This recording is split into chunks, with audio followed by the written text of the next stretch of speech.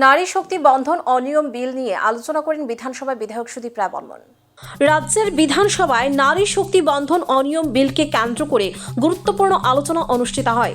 এই আলোচনায় অংশ নিয়ে নিজের বক্তব্য তুলে ধরেন বিধায়ক সুদীপ রায় বর্মন। বিধানসভায় বক্তব্য রাখতে গিয়ে তিনি বলেন, নারীদের ক্ষমতায়ন শুধুমাত্র একটি স্লোগান নয়, বরং তা বাস্তবায়নের জন্য কার্যকর পদক্ষেপ গ্রহণ করা অত্যন্ত জরুরি। নারী শক্তি বন্ধন অনিয়ম বিল সেই দিকেই একটি গুরুত্বপূর্ণ পদক্ষেপ হিসেবে বিবেচিত হতে পারে বলে তিনি মত প্রকাশ করেন। তিনি আরও উল্লেখ করেন, সমাজের সর্বস্তরে নারীদের অংশগ্রহণ নিশ্চিত করতে হলে শিক্ষা, স্বাস্থ্য ও অর্থনৈতিক ক্ষেত্রে সমান সুযোগ সৃষ্টি করতে হবে। শুধুমাত্র আইন প্রণয়ন করলেই হবে না, তার যথাযথ বাস্তবায়ন নিশ্চিত করাও অত্যন্ত প্রয়োজনীয়। বিধায়ক সুদীপ রায় বর্মন বলেন, নারীদের রাজনৈতিক ক্ষেত্রে প্রতিনিধিত্ব বাড়ানোর সময়ের দাবি। এই বিল পাশ হলে তা দেশের গণতান্ত্রিক পরিকাঠামোকে আরও শক্তিশালী করবে এবং নারীদের স্বনির্ভরতার পথে এগিয়ে নিয়ে যাবে। এদিনের আলোচনা অন্যান্য বিধায়ক ও অংশগ্রহণ করেন।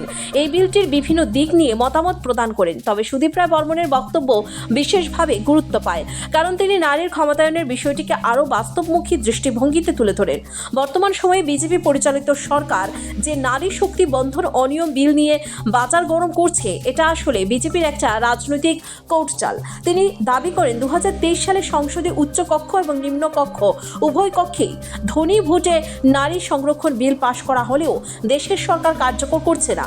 এর বদলে ডিলিমিটেশনের অংশ হিসেবে নারী শক্তি বন্ধন অনিয়ম বিল কার্যকরী করে প্রকৃতপক্ষে আগামী 50 বছর কোনো না কোনোভাবে শাসন ক্ষমতায় টিকে থাকতে চাইছে বিজেপি দল, এমন অভিযোগ করেন বিধায়ক সুদীপ রায় বর্মন। তিনি বলেন, 2023 সালে সেপ্টেম্বরে এই নারী সংরক্ষণ বিল সংসদের উভয় কক্ষে পাশ হয়ে গেলেও তার নোটিফিকেশন জারি হয়েছে 16 এপ্রিল 2026 সালে। এতে করে বোঝা যায় বিজেপি পরিচালিত কেন্দ্রীয় সরকার নারীদের প্রতি কতটুকু আন্তরিক। তা না হলে বিল পাশ হওয়ার পরে সরকার তা কার্যকর করতে পারত।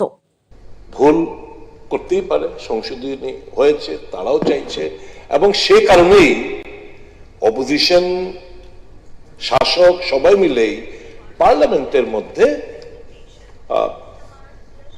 সেপ্টেম্বর 2023-এ এই 33% মহিলা রিজার্ভেশন বিল এটা আইনে পরিণত হয়, পাশ হয়।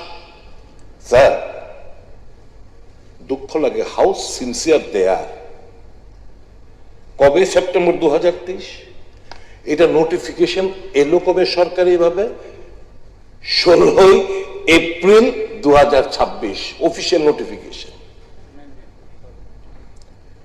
অফিসিয়াল নোটিফিকেশন যে সেপ্টেম্বর 2023-এ যে মহিলা বিল আমরা পাস করালাম, পাস হলো পার্লামেন্টে, সরকার চুপটি মেরে বসে রয়েছে।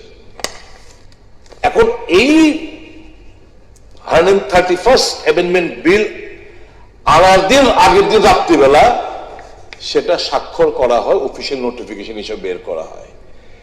ইট স্পিক্স যে কতটা আন্তরিক ভারতীয় জনতা পার্টি এই বিল সম্পর্কে এবং তাদের মানসা কি, এটা বুঝতে আমাদের অসুবিধা হয় না।